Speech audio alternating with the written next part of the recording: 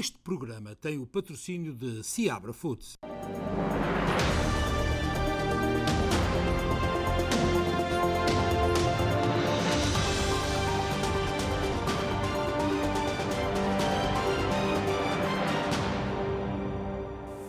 Então, muito boa noite, Ricky. Boa noite, Luís. É sempre um prazer estar aqui contigo. É claro, hoje é o último dia do ano. Como acabaram de ver há poucos minutos atrás, foi a passagem de ano em Portugal. A nossa só vai chegar daqui a umas horas, mas aproveitamos também para endereçar a todos aqueles que estão connosco hoje, que passem um dia, uma noite muito feliz, sobretudo mais familiar, na medida em como poucos clubes, ou quase nenhum, têm gente fisicamente a passar este ano, estão mais concentrados num ambiente familiar, não é? Correto, Luís. A maioria dos clubes da nossa comunidade e restaurantes cancelaram todos os eventos, mas desde já a todos aqueles que nos acompanham em Portugal, Happy New Year, também para aqueles que nos acompanham nos 4 cantos do mundo, e praticamente já todos estão em novo ano. Muito Exatamente. bom. O Ricky teve a ocasião de fazer uma retrospectiva deste ano de 2021, que eu acho muito curiosa, porque lhe dá um desenho sobre aquilo que se passou a nível global, portanto fica mais informado com isso e também lhe fazemos companhia nesta noite. Por isso mesmo, Ricky, a emissão é tua, vamos ver o que vai acontecer nesta retrospectiva que foi muito bem idealizada. Sim, começamos pela nossa comunidade. 2021 foi um ano atípico aqui na comunidade portuguesa, já que a pandemia marcou o ritmo de todas as atividades. O centenário do Sport Clube Português e a visita de Marcelo Rebelo de Sousa, o Presidente da República, foram pontos altos, num ano definitivamente diferente.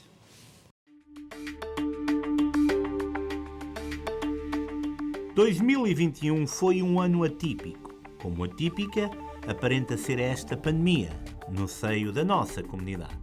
Depois de um início de ano demarcado pelos avanços e recuos da Covid-19, novas regras foram impostas em cidades como Newark, de modo a garantir um regresso progressivo a uma normalidade possível. Os restaurantes gradualmente abriram as suas portas a mais clientes e tudo aparentava um regresso em cheio, onde até Joe Biden falou em independência do vírus, a 4 de julho.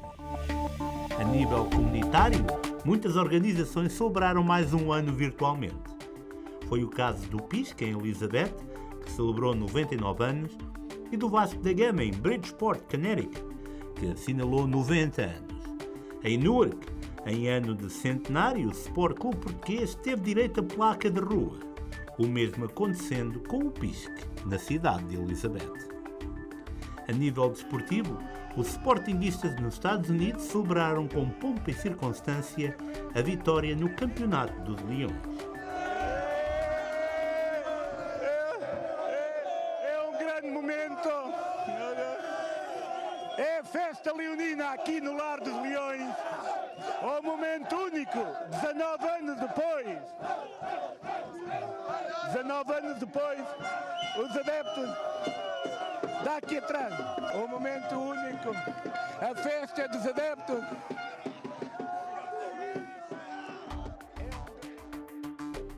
As celebrações do Dia de Portugal foram mais uma vez reduzidas a paradas de automóveis e algumas celebrações virtuais, mas já com menos restrições em relação ao ano anterior. Começamos a ter vida. É um espetáculo estarmos de volta a festejar o Dia de Portugal novamente. É maravilhoso! E não é pena da gente não fazer o que a gente fazia antigamente no Dia de Portugal, mas está bonito na mesma. Os governantes portugueses não esqueceram os nossos imigrantes e Marcelo Rebelo de Sousa e Berta Nunes, tal qual o presidente do Governo Regional dos Açores, marcaram presença no seio das nossas comunidades.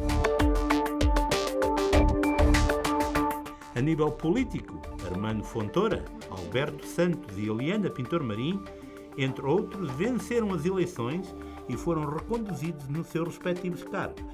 Mas as eleições de 2022 já mexem, com especial relevo para o Ironbound, onde vários candidatos se perfilam para substituir Augusto Amador, que não é candidato à reeleição no Bairro Leste.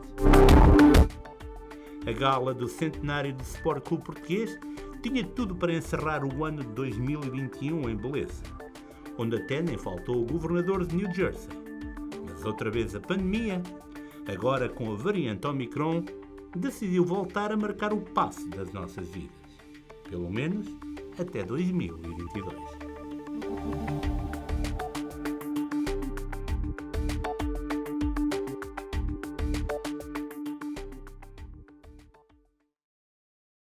Depois, Ricky, esta celebração dos 100 anos do Sport Clube Português foi intensa, foi vivida com muita emoção, e para o ano temos outra, do Pisca em Elizabeth, e daqui a 2 anos vamos ter Pertamboy.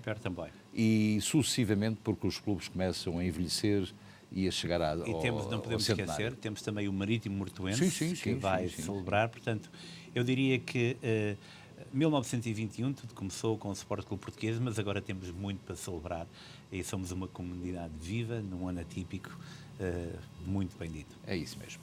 E então, em janeiro de 2021, um ano após a primeira morte atribuída à Covid-19, a maioria da população da Europa estava confinada ou sujeita a uma série de restrições. A vacina surgiu, mas a esperança mantém-se. Os laboratórios já estão a desenvolver uma nova vacina que deverá estar pronta na primavera de 2022. Em janeiro de 2021, um ano após a primeira morte atribuída à Covid-19, a maioria da população da Europa está confinada ou sujeita a uma série de restrições. Todas as esperanças se centram na aprovação pela Agência Europeia do Medicamento das vacinas BioNTech Pfizer, Moderna e AstraZeneca. Mas o arranque da campanha de vacinação na União Europeia é lento devido às interrupções no fornecimento de vacinas. Na primavera, a variante Delta, detectada pela primeira vez na Índia em finais de 2020, marca uma nova fase da pandemia.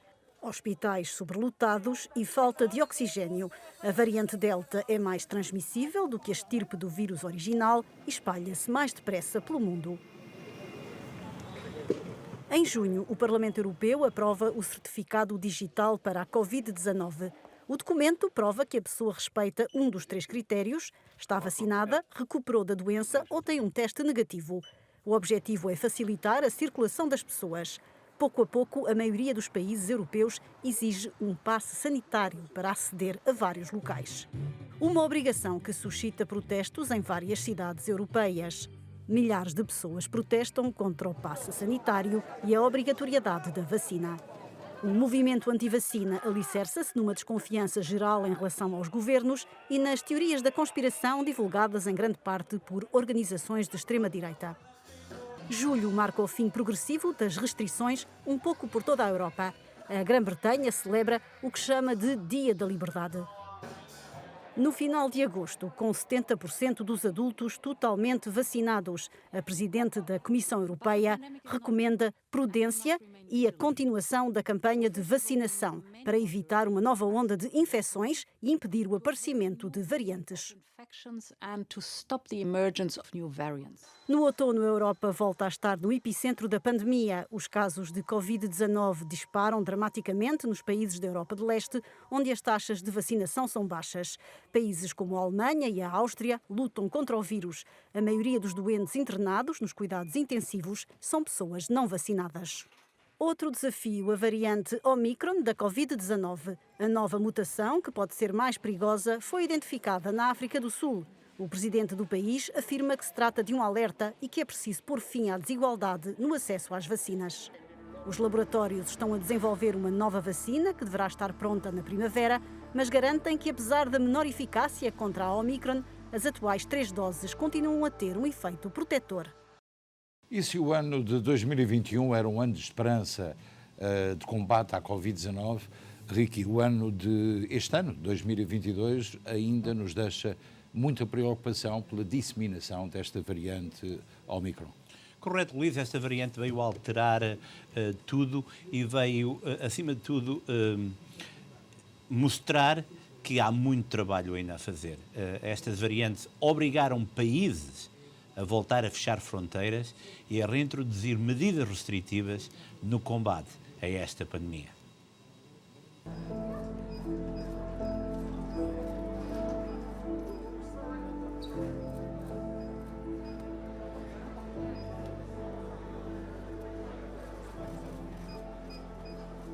Estas foram algumas das cenas mais emotivas do último ano. Famílias e amigos finalmente reunidos quando os Estados Unidos reabriram fronteiras, depois de quase 20 meses fechadas, impedindo a entrada a cidadãos externos, nomeadamente europeus.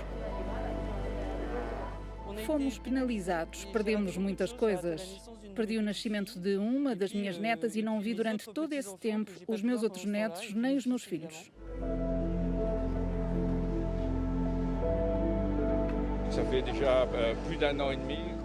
Passou mais de um ano e meio antes de podermos visitá-los e infelizmente houve mortes na família. Por isso para nós é agora uma alegria poder visitar a família.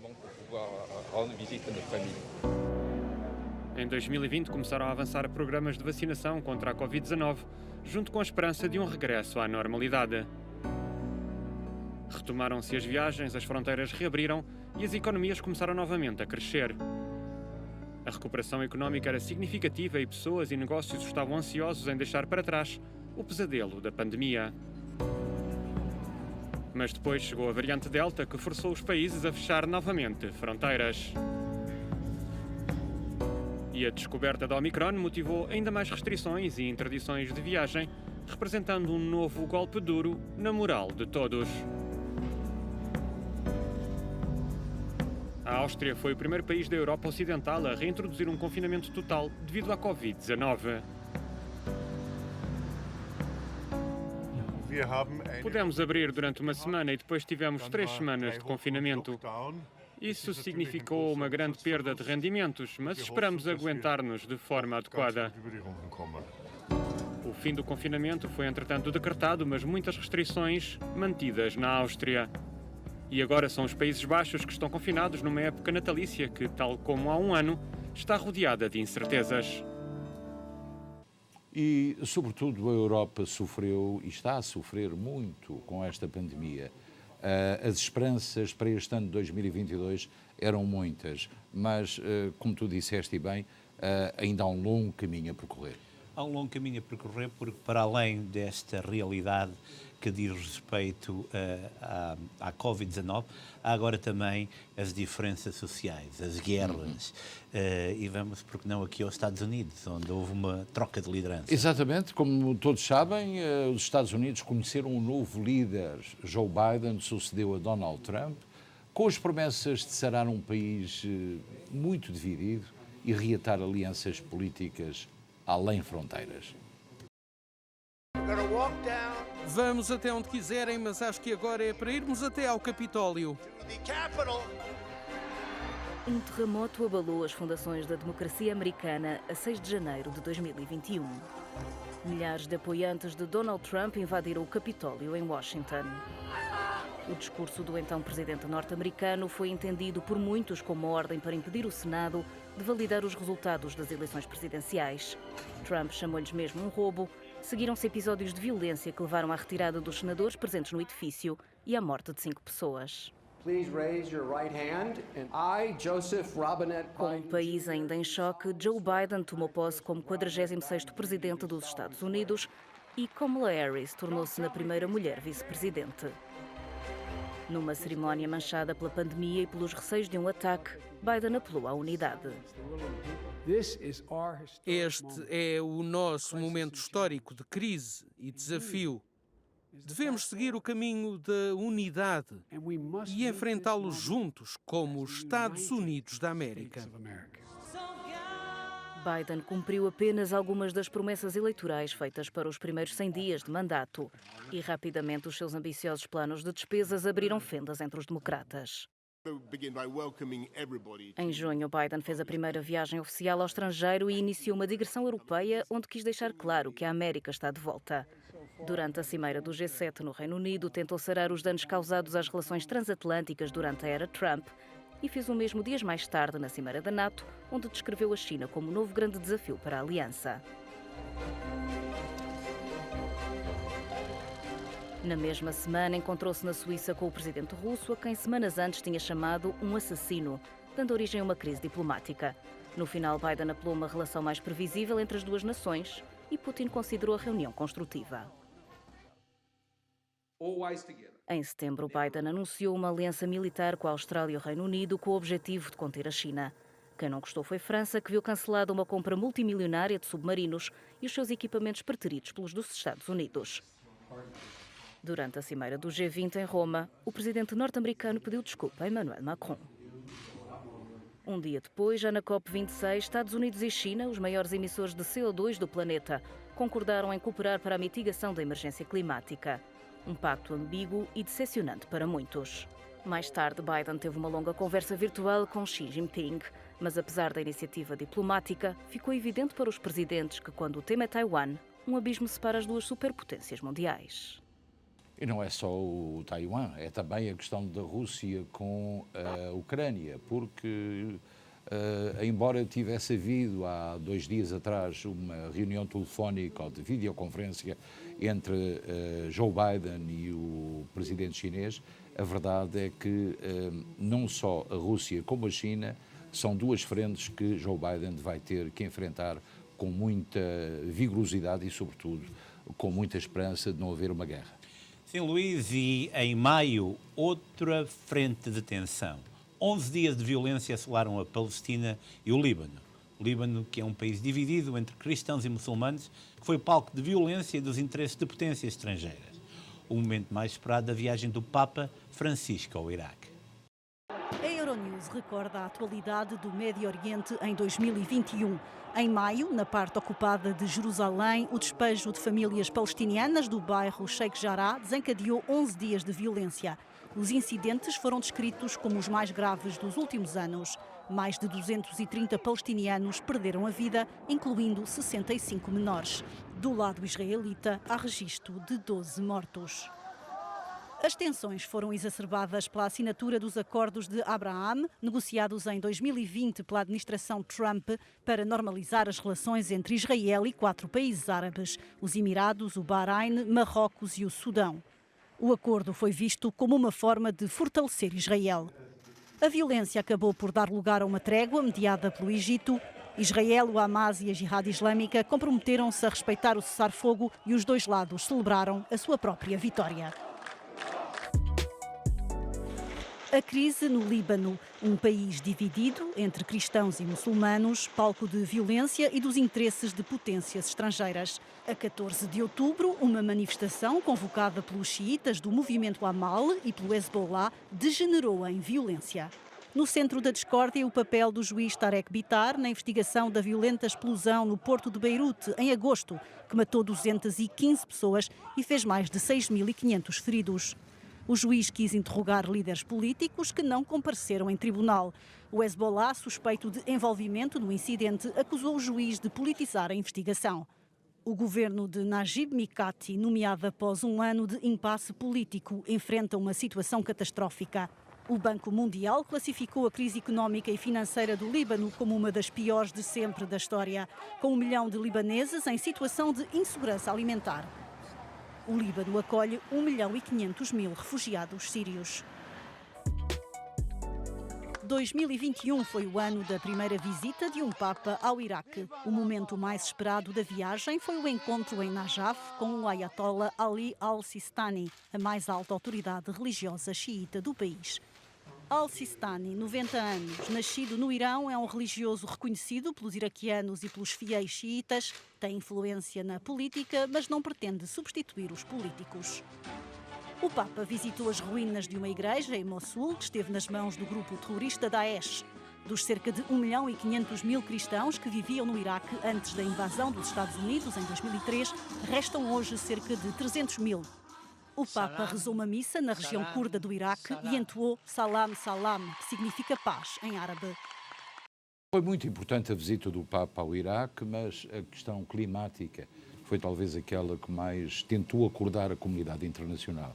Houve, como toda a gente sabe, caiu neve no Havaí, há 3 ou 4 dias, 1,5 metro de neve na Califórnia, incêndios, furacões, toda uma panóplia de coisas más que aconteceram no mundo. Sim, e que nos cheias, vulcões em atividade, o Cumbre Viega, que marcou a atualidade durante meses, também a situação dos incêndios florestais na Califórnia. Claro.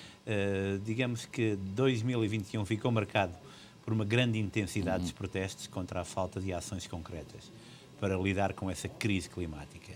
Foram as cheias, os incêndios, a COP26, que marcou a atualidade.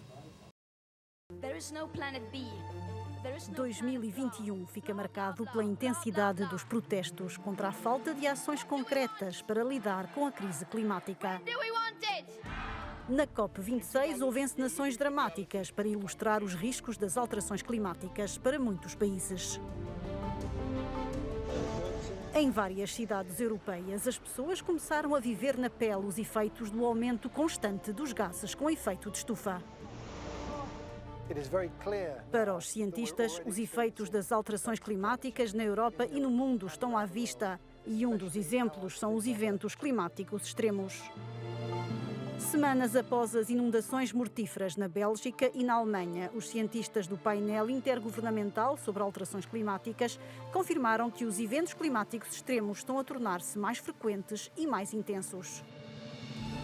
Em outubro de 2021, a Euronews esteve numa aldeia alemã devastada pelas cheias no verão. A autarca de Altenar sublinhou que a população ficou chocada perante a violência do incidente.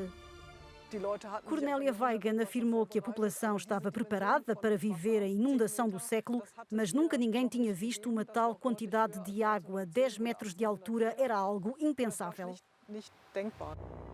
Além das cheias, também as chamas causaram estragos na Europa. Na Grécia, em particular, a ilha de Eubeia ficou devastada.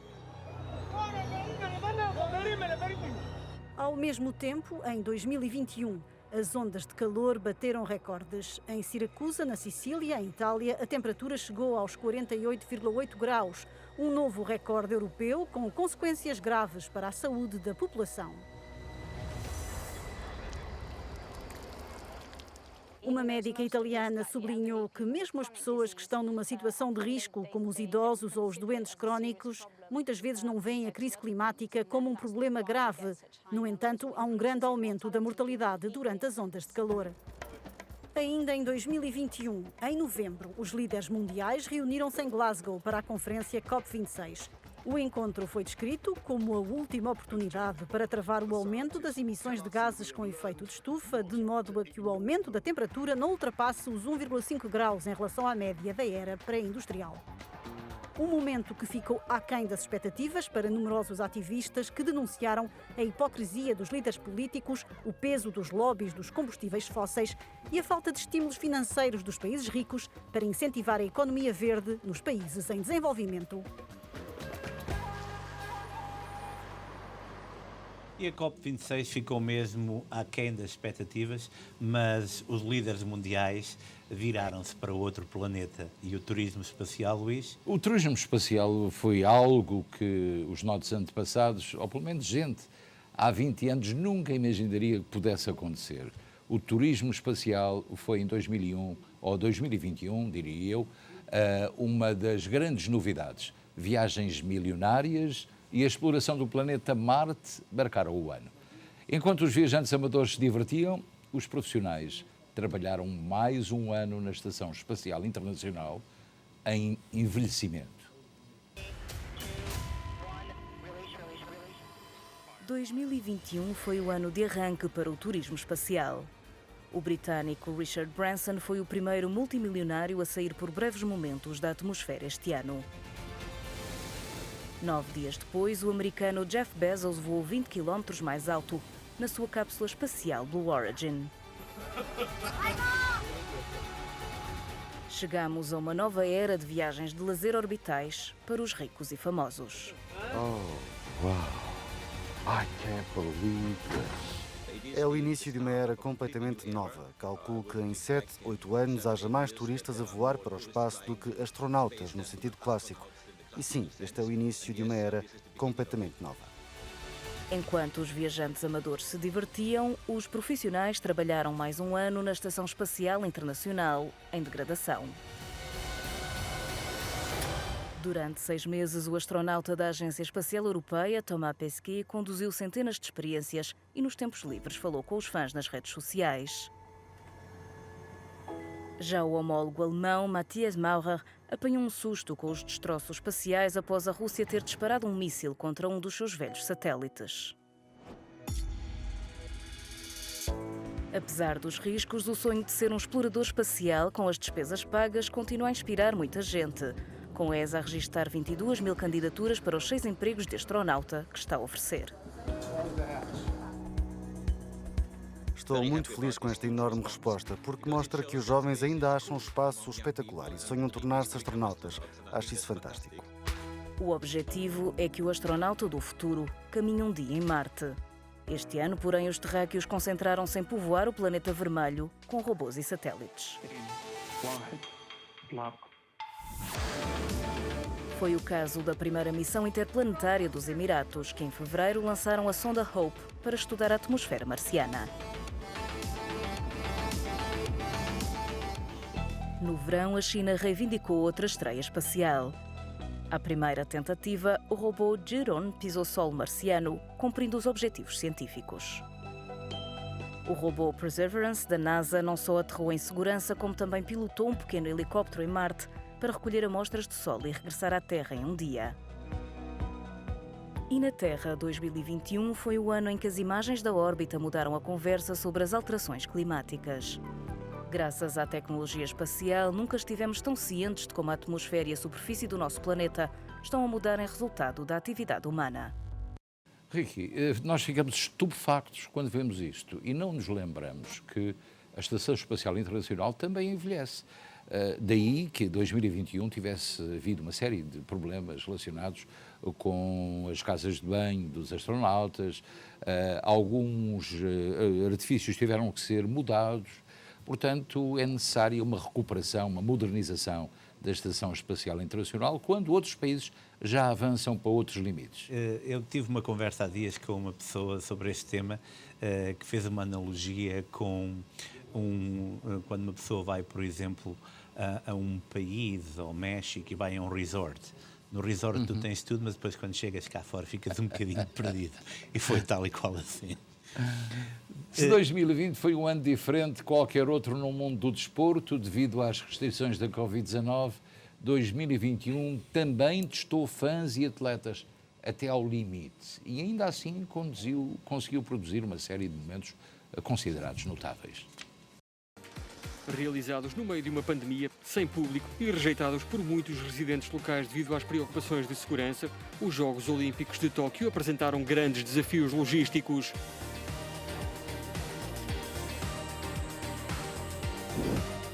Atletas de todo o mundo ainda brilharam, com o italiano Lamont Marcel Jacobs a protagonizar uma das maiores reviravoltas dos Jogos ao reclamar o ouro na final dos 100 metros, enquanto Elaine Thompson-Herah, da Jamaica, se tornou a primeira mulher a vencer o ouro tanto nas corridas dos 100 como dos 200 metros.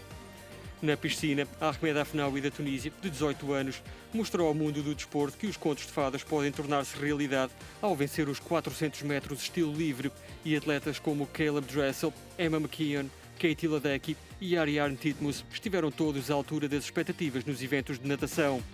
Desde as lágrimas de alegria de Tom Daley a Simone Biles, Tóquio 2020 proporcionou alguns momentos de emoção e introduziu 4 novos desportos com sucesso, dando à família olímpica a oportunidade de explorar novos horizontes e se ligar à geração mais jovem. Após 17 dias de competição, os Estados Unidos lideraram a classificação geral à frente da China e Japão. E apesar da pandemia que pairava sobre a competição, os atletas mantiveram-se unidos e conseguiram unir o mundo em tempos de incerteza e honrar uma aposta ambiciosa que acabou por dar frutos. Adiada um ano devido à pandemia, a competição deu a oportunidade dos fãs libertarem todas as emoções reprimidas de meses de confinamentos e restrições. Após uma fase de grupos tensa, a competição ganhou vida nos oitavos de final, com a empolgante vitória de Espanha por 5-3 sobre a Croácia, enquanto a Suíça surpreendeu a campeã mundial França após um duelo dramático nos penaltis. Depois de passar no teste de nervos e com todos os principais jogadores em campo, a Inglaterra foi para a partida decisiva numa onda de otimismo, até a Itália se sagrar campeã, também nos penaltis. Depois de não conseguir a classificação para o Mundial de 2018 na Rússia, a impressionante mistura de juventude e experiência da Itália compensou, já que o seu 6º grande título assinalou o 34º jogo sem perder, reflexo do trabalho de Roberto Mancini e dos seus jogadores.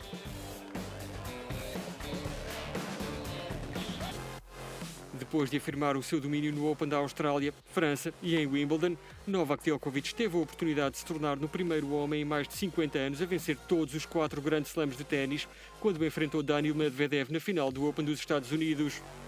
Muitas vezes retratado como vilão em vez de herói, o jogador de 34 anos acabou por perder a partida em 2 sets, mas conquistou o público de Nova Iorque, que nunca lhe tinha mostrado o mesmo apoio como aos seus grandes rivais, Roger Federer e Rafael Nadal.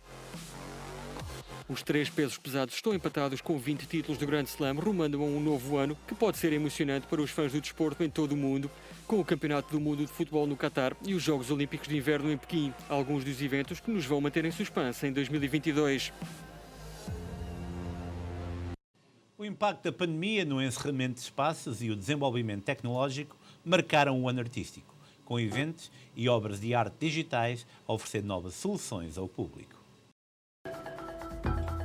O ano começou mal para galerias, teatros e museus europeus, que, exceto em Madrid, fecharam as portas.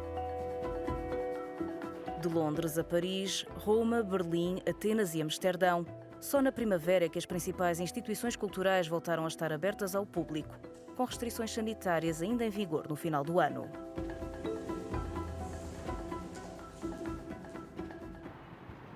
Neste contexto particular da pandemia, o Parlamento Europeu aprovou esta primavera um orçamento de 2.400 milhões de euros ao longo de 7 anos para a cultura. O montante é quase o dobro do anterior. Os deputados europeus reconhecem a importância do setor e consideram-no um bem essencial gerador de dinheiro e emprego.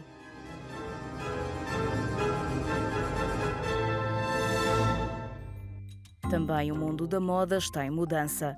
Tributado como uma indústria poluente e particularmente durante as semanas da moda, o setor do pronto a vestir e da alta costura teve de se reinventar.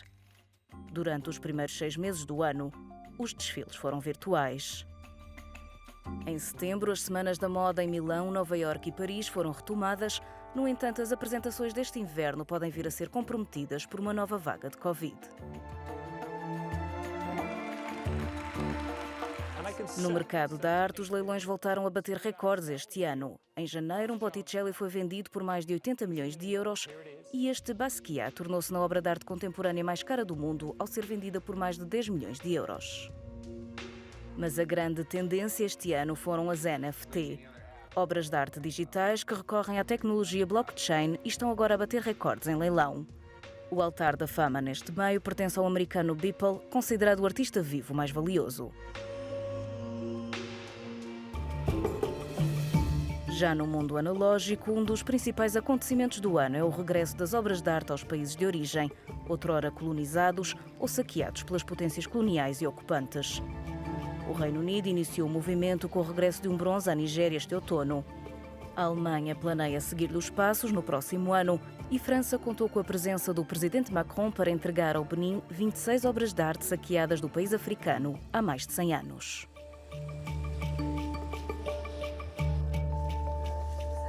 Dos cancelamentos aos testes anti-Covid, da Eurovisão aos festivais, do Free Britney ao fim dos Daft Punk, dos concertos de música clássica aos regressos do ABBA e de Adele, 2021 foi um ano repleto de emoções para o mundo da música que, Ricky, nós ajudamos a recordar, porque houve muita coisa boa este ano. Muita coisa boa, muito talento em todo o mundo e é sempre bom. Porquê? Porque as pessoas... Lembram aquela história dos açorianos, quando estavam confinados na ilha, saía todo o seu talento e podemos dizer que 2021 trouxe confinamento, mas também o emancipar de tudo aquilo de bom que os grandes talentos podem fazer. Eu estou à espera dos ABBA. O que é que eles vão fazer este ano? Vamos lá. O ano começou bem para a música em Viena da Áustria com o tradicional concerto de Ano Novo, sem público ao vivo, mas transmitido para todo o mundo e conduzido pelo maestro italiano Riccardo Muti. No final do inverno, os Países Baixos foram os primeiros a organizar testes em grande escala para que os concertos pudessem ser realizados ao vivo. E em maio, tudo estava pronto em Roterdão para acolher o Festival da Eurovisão, onde o voto do público ditou a vitória do grupo italiano Maneskin num assumido estilo glam rock.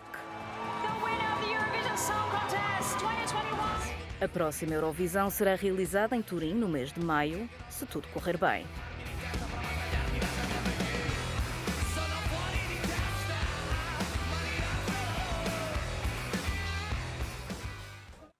Entretanto, os fãs de música eletrónica souberam através de um vídeo de 8 minutos no YouTube da separação do enigmático duo francês Daft Punk. Após 20 anos a dar cor às pistas de dança, a despedida vai dar direito a uma digressão de concertos em todo o mundo a partir de 2022. Este verão, a maioria dos grandes festivais, sobretudo os maiores, tiveram de ser cancelados. Foi o caso do Sziget, na Hungria, ou do Glastonbury, em Inglaterra. No entanto, o centenário do Festival de Salzburgo foi celebrado em agosto, na cidade onde Mozart nasceu. Várias semanas de espetáculos que deram uma lufada de ar fresco aos amantes de música. Foi um dos dramas judiciais da década. Após 13 anos de conservadoria paternal abusiva, um tribunal de Los Angeles deu liberdade a Britney Spears. Recentemente, um dos grupos europeus mais emblemáticos, falamos do ABBA, regressou com um novo álbum, Voyage, e o anúncio de um espetáculo virtual no próximo ano em Londres. Os 4 artistas suecos vão estar representados em palco pelos respectivos avatares e rejuvenescidos 40 anos.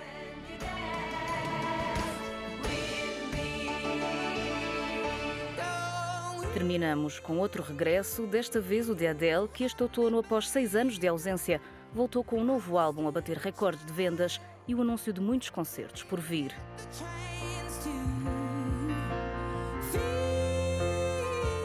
Que vem então 2022. E para o ano prometemos ter aqui o nosso avatar também, não é, Luís? Fazer em holograma, não é? Em holograma. A indústria cinematográfica europeia sofreu o impacto da pandemia durante 2 anos, mas tem conseguido resistir e organizar-se graças, em particular, ao seu método de produção e à grande diversidade. O grande vencedor dos prémios do cinema europeu de 2020, Another Round, do realizador dinamarquês Thomas Vinterberg, também ganhou o Oscar de melhor longa-metragem internacional no início de 2021, uma consagração para um filme europeu. Em fevereiro, a Berlinale foi realizada em regime híbrido devido à Covid-19, com um júri composto por realizadores europeus premiados com um Urso de Ouro. E o romeno Radu Jude vence o Prémio Supremo por uma comédia em tempos de pandemia, uma coprodução que reuniu 4 países europeus. Em Cannes, no mês de julho, a Europe Creative esteve presente. Foi muito importante estarmos presentes após este ano de pandemia, porque estamos a lançar um novo programa com um novo orçamento, com um aumento considerável para 2021-2027. Foram premiados vários filmes apoiados pela Europa, como o Compartimento número 6, uma coprodução entre 3 países europeus e a Rússia.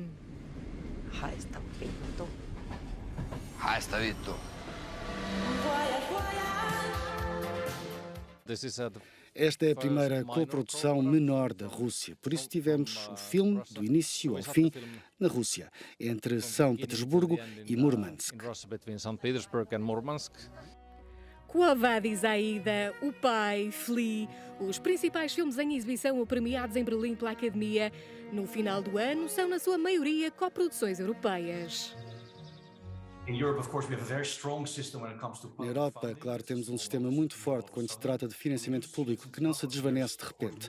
Assistimos há uns 2 anos que novos elementos estão a entrar no processo de filmagem, financeiramente, mas também quando se trata de conteúdo e de escolher a história. Esse processo só foi acelerado nos últimos 2 anos da pandemia. Os novos elementos são, obviamente, as plataformas que produzem séries e longas-metragens de grandes realizadores europeus, como Paolo Sorrentino, com o seu último filme, A Mão de Deus, visível no pequeno ecrã neste inverno. E este ano, com certeza que há 2 filmes que não vai querer perder. Para já, o Homem-Aranha, que fabricou $1.000 milhões, é o primeiro filme a acontecer em pandemia, não é? Pandemia, e o outro? É o 007, portanto, fica por aí. Nunca sabe quem é que ele vai ser, não é? Quem é que vai ser, mas eu acredito que vai ser uma grande surpresa. Sim. E vai... E quem é que tu votas? Olha, o meu nome é Pires, Luís Pires. Luís Pires. É como Imaginem. diz, my name is Bond, James Bond. O ano de 2021 fica marcado pela afirmação do talento de várias mulheres cineastas. O ano de 2021 começou com a consagração de Chloé Zhao. Depois do Leão de Ouro de Veneza, em 2020, a cineasta chinesa arrecadou 3 Oscars: melhor filme, melhor realizador e melhor atriz. Nomadland conta a história de uma mulher viúva desempregada que anda na estrada com a sua caminhoneta. Frances McDormand encarna o papel principal. My mom says that you're homeless. Is that true? No, I'm not homeless. I'm just houseless. Not the same thing, right? No. Em ano de pandemia, o Festival de Cannes decorreu em julho e não em maio. Presidido por Spike Lee, o júri deu a Palma de Ouro a Titane, da realizadora francesa Julia Ducournau. É engraçado, todos os realizadores, incluindo a realizadora que recebeu a Palma de Ouro antes de mim, devem ter dito a mesma coisa. Penso que, enquanto realizadores, não achamos que o nosso filme é perfeito, não é possível. De certo modo é belo, porque finalmente a Palma celebra as imperfeições, que são a essência e a energia dos filmes. A longa-metragem de Julia Ducournau dividiu a crítica e o público. Poderia ser descrita como um thriller sangrento que joga com as identidades sexuais. Titane foi elogiado por revelar um novo olhar e dar um novo fôlego à sétima arte.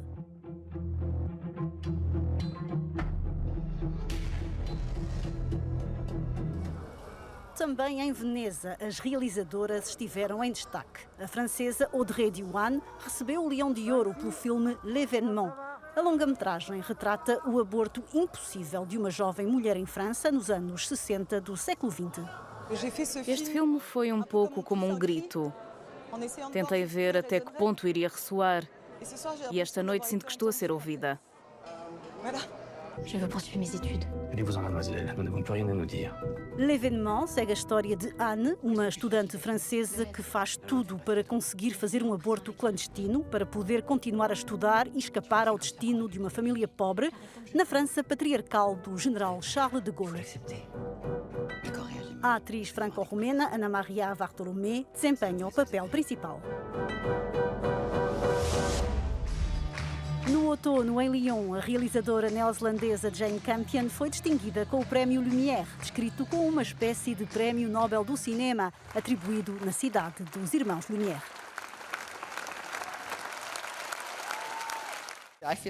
Eu sinto que o cinema tornou a minha vida possível.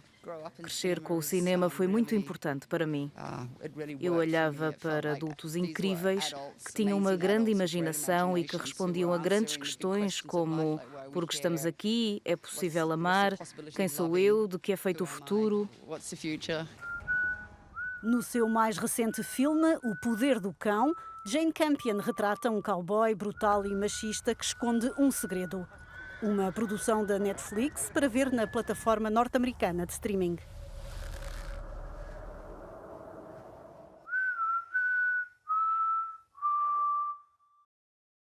Foi o ano das mulheres realizadoras, mas foi também o ano dos homens e das mulheres que colaboraram connosco no decorrer destes quase 2 anos de especial informação e outros temas. Portanto, Rica, eu acho que falar dessa gente, não só de todos aqueles que estão ali atrás, dos nossos produtores, dos realizadores, de todos aqueles que contribuem para este programa, chegámos à altura também de falar um pouco daqueles que à distância falam connosco. Sim, Luís, e nós somos privilegiados por termos a trabalhar connosco 2 grandes profissionais no país irmão. E hoje é com muito prazer que lhes damos a conhecer também a mensagem do nosso querido Amadeu Maia. Olá, pessoal, os telespectadores da SPT Television. Quem fala aqui é Amadeu Maia, correspondente da SPT Television aqui no Brasil. Estou passando aqui para desejar a vocês, os nossos queridos portugueses, brasileiros que assistem a SPT Television nos Estados Unidos ou em qualquer parte do mundo, desejar um ano novo de muita paz, de muita saúde e de muita realização.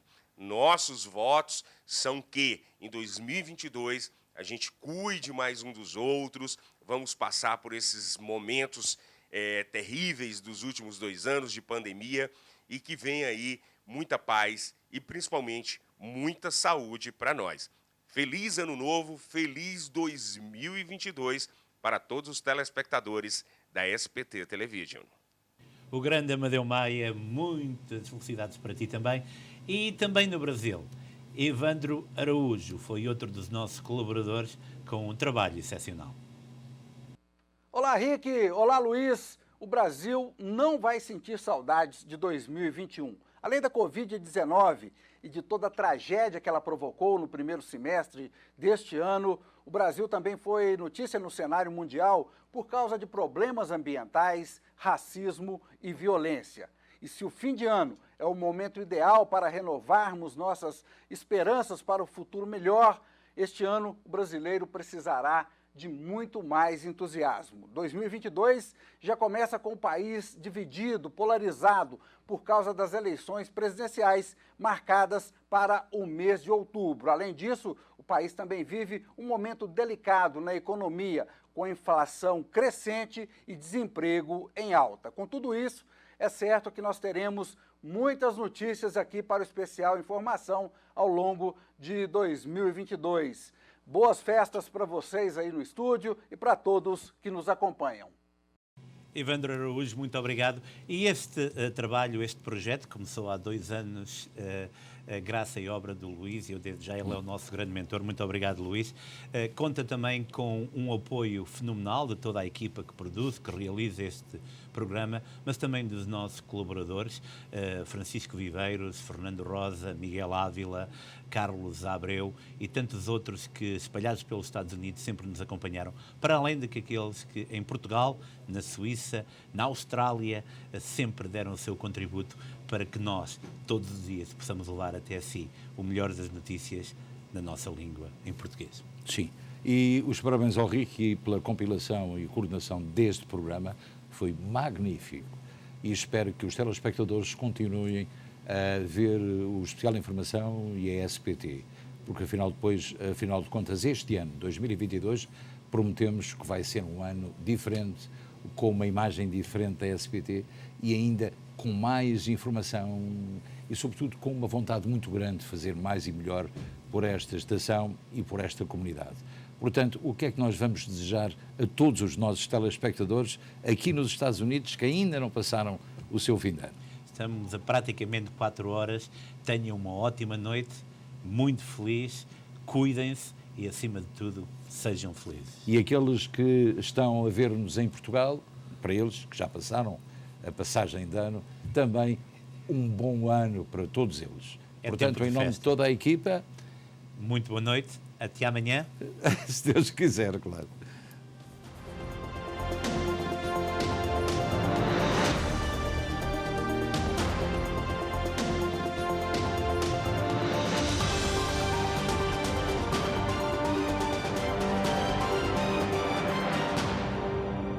Este programa teve o patrocínio de Seabra Foods.